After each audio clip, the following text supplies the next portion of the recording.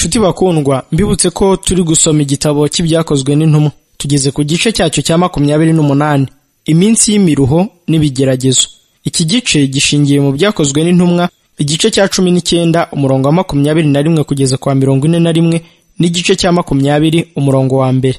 Efeso yabaye isangano ry'umurimo wa Paulo mu gihe cy'imyaka irenga 3.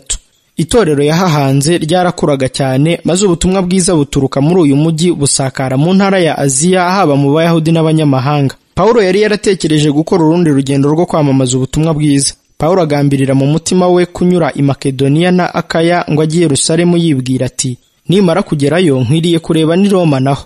Bihuye n'uyu mugambi, atuma bamufashaga babiri aribo Timoteyo na Erasto kujya i Makedoniya. Ibyakozwe n'intumwa, igice cya 19 umurongo wa 21 na 22. Nyamara yumvise ko umurimo wo muri Efeso wari ugikeneye ko haba, yafashe icyemezo cyo kuhaguma kugeza umunsi wa Pentekote urangiye. Nyamara hari ikintu cyabaye cyatumye yihutira kugenda. Inshuro imwe mu mwaka hari imihango idasanzwe yabaga mu mujyi wa Efeso yo kubahiriza ikigirwamanakazi cya Aritemi. Iyi mihango yakururaga imbaga y'abantu bavuye impande zose z'intara. Muri iki gihe ibirori byakorwaga mu byishimo birenze kamere. Iki gihe cy'ibirori cyari ikigeragezo ku bari bamaze kwemera ubutumwa bwiza. Itsinda ry'abizera ryari ryarahuriye mu ishuri rya Turano bari imbogamizi muri ibyo birori, bityo barasuzugurwaga, bakanegurwa, kandi bakabatuka uko bishakiye. Imirimo ya Paulo yari yaratesheje agaciro imisengere ya gipagani, maze ingaruka yabyo iba kugabanyuka kugaragara ko abazaga mu minsi mikuru y'igihugu, ndetse haba no kugabanuka k'ubwuzu bw'abaramyaga Aritemi. Uruhare rw'inyigisho za Paulo rwaragiye rurenga abayobotse ukwizera bazwi. Abantu benshi batari baremeye inyigisho nshya ku mugaragaro baje kumurikirwa, bigeze ubwo batongeye kwiringira ibigirwamana byabo. Hariho indi mpamvu yo kutanyurwa. Muri Efeso hari hamaze kuvuka ubucuruzi bukomeye kandi buzana inyungu zivuye mu bintu bakoraga by'ibishushanyo bisa n'urusengero n'igishushanyo cya Aritemi. Abari barayobotse ubu bucuruzi babonye inyungu zabo zigabanyuka, maze bose bemeza ko iryo hinduka riturutse ku byo Paulo yakoraga. Demetiriyo wacuraga ibishushanyo by'urusengero mu ifeza yateranyije abo bakoranaga uwo mwuga, maze arababwira ati, mwabagabo mwe, muzi yuko ubutunzi bwacu buva kuri uyu mwuga. Murareba kandi murumva yuko atari mu Efeso honyine, ahubwo no mu Aziya hafi ya yose Paulo yoheje abantu benshi akabahindura ati, imana zaremwe n'abantu si imana nyakuri.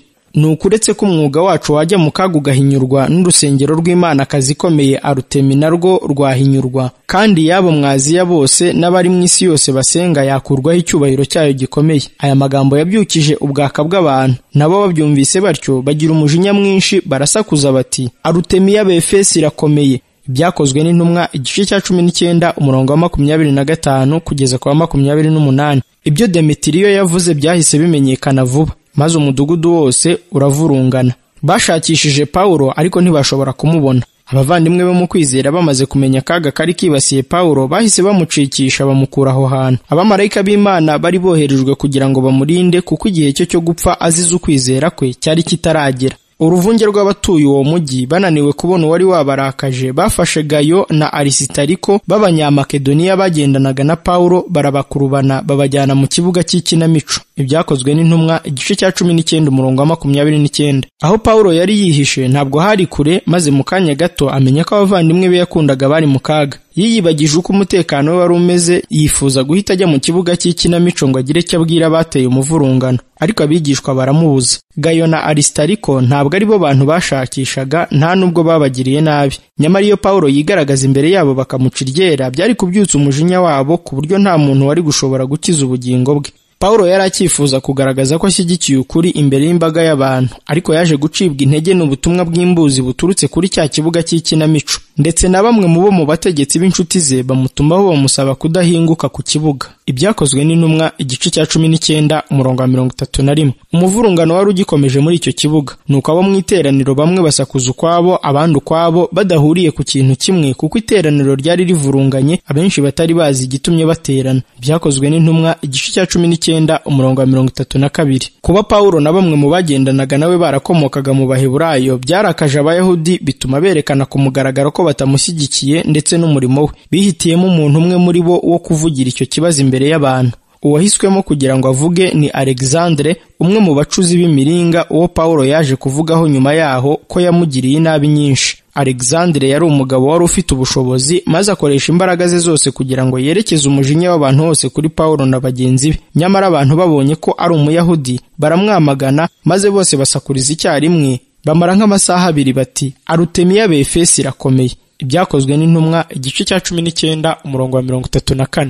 Amaherezo bananiwe baraceceka, haba ituze ry'akanya gato, maze umunyamabanga w'umujyi acecekesha abantu, kandi kubera umurimo yakoraga bituma bamutega amatwi. Yegereye abantu mu bitekerezo byabo, maze ababwiye ko nta mpamvu y'iyo mivurungano yariho, yavuganye nabo yifashishije ibyo bazi. Aravuga ati, bagabo bo mu Efeso, ninde utazi yuko umudugudu w'Abefeso ari urinda urusengero rw'Imana akazi ikomeye Arutemi n'igishushanyo cyamanutse mu ijuru? Nuko kuko ni ntawe ubasha guhakana ibyo, mukwiriye guhora ntimuhutireho kugira icyo mukora mutitonze, kuko muzanye aba bantu batibye ibyo mu rusengero kandi batatutse Imana akazi yacu. Nuko Demetiriyo n'abacuzi bari kumwe nawe niba bafite uwo barega, hariho iminsi yagenewe kuburanirwamo, kandi n'abacamanza barahari baregane. Ariko rero niba hari ikindi mushaka, kizategekerwa mu rukiko rusanzwe. Erega ubu turi mu kaga ko kurega ubugome, kuko nta mpamvu y'iyi mivurungano ihari twakwireguza. Avuze ibyo asezerera iteraniro. Ibyakozwe n'Intumwa igice cya 19 umurongo wa 35 kugeza kwa 41. Mu magambo ye Demetiriyo yari yavuze ati, uyu mwuga wacu uri mu kaga. Aya magambo ahishura impamvu nyakuri yo kuvurungana kwabaye mu Efeso, ndetse anerekana intandaro yo gutotezwa kwakurikiranye intumwa mu murimo wazo. Demetiriyo na bagenzi be b'abacuzi babonye ko ubucuzi bwabo bwo gucura ibishushanyo buri mu kaga, bitewe no kwigisha no kwamamaza ubutumwa bwiza. Umutungo abatambyi b'abapagani ndetse n'abanyamyuga binjizaga wari mu kaga, bituma bahagurukira kurwanya Pawulo bivuye inyuma. Icyemezo cy'umunyamabanga w'umujyi ndetse n'abandi bari bafite imirimo ikomeye muri uwo mujyi cyari cyagaragaje ko Pawulo ari umwere, ko nta kintu yakoze kinyuranyije n'itegeko. Iyi yari indi nsinzi y'Ubukristo butsinda ikinyoma n'ubupfumu. Imana yari yarahagurukije umucamanza ukomeye wo kuburanira intumwa yayo no gucecekesha abantu bigaragambyaga. Umutima wa Pawulo wuzuye gushima Imana kuko ubuzima bwe bwarinzwe, kandi ko Ubukristo butari bwagayishijwe mu Efeso n'imivurungano. Imidugararo imaze gushira, Pawulo atumira abigishwa, arabahugura, abasezeraho, avayo ajya i Makedoniya. Ibyakozwe n'Intumwa igice cya 20 umurongo wa 1. Mu rugendo rwe yaherekejwe na bene se babiri b'inyangamugayo bo mu Efeso, aribo Tukiko na Tirofimo. Imirimo ya Pawulo mu Efeso yari isojwe. Yari yarahakoreye umurimo nta kuruhuka, ahagirira ibigeragezo byinshi n'umubabaro ukomeye. Yari yarigishije abantu mu ruhame no mu ngo, abahugura kandi ababurira n'amarira menshi. Yakomeje kurwanywa n'Abayahudi batigeze bahwema kumutereza rubanda. Mu gihe yari ahanganye n'abamurwanyaga, agakomeza gukora umurimo wo kwamamaza ubutumwa bwiza afite umwete udacogora, kandi akarinda inyungu z'itorero ryari rikiri rito mu kwizera. Ni nako yari afite umutwaro uremereye w'amatorero menshi mu mutima we. Amakuru avuga ubuyobe mu matorero yari yarahanze yamuteraga agahinda kenshi. Yatinyaga ko byazagaragara ko yari kuba yararuhiye ubusa. Igihe yamenyaga inzira yakoreshejwe mu kurwanya umurimo we, yararaga amajoro menshi atagohetse, asenga kandi atekereza. Igihe yabaga abonye uburyo kandi abona ko bikwiye, yandikiraga amatorero akayahana, akayagira inama, akayaburira kandi akayakomeza. Muri izi nzandiko ntabwo Pawulo atinda ku bigeragezo yahuye nabyo, nyamara hari aho yagiye avuga ku miruho n'imibabaro yagize ku bwa Kristo. Gukubitwa no gufungwa, imbeho, inzara n'inyota, ingorane yahuye nabyo ari ku butaka no mu nyanja, ari mu mujyi no mu butayu, byose biturutse muri bene wabo mu bapagani ndetse no mu bizera b'icyiyitiriro. Ibi byose yabyihanganiye kubw'ubutumwa bwiza. Yashinjwe ibinyoma, akozwe isoni, asuzugurwa muri byose, yabujijweho amahoro, yaratotejwe, yabujijwe amahwemo impande zose, aba mu kaga buri gihe, agahora atangwa ngo yicwe ku bwa Kristo. Mu muraba udatuza w'abamurwanyaga, mu rusaku rukomeye rw'abanzi be ndetse no mu gutereranwa n'inshuti ze, iyi ntumwa y'intwari yari igiye gucika intege. Nyamara yasubije amaso inyuma areba i Karuvari, maze n'imbaraga nshya akomeza kwamamaza uwabambwe. Yagendaga mu nzira isize amaraso Kristo yari yaranyuzemo mbere. Ntiyigeze areka urugamba kugeza igihe yarambikiye intwaro ze ku birenge by'Umucunguzi.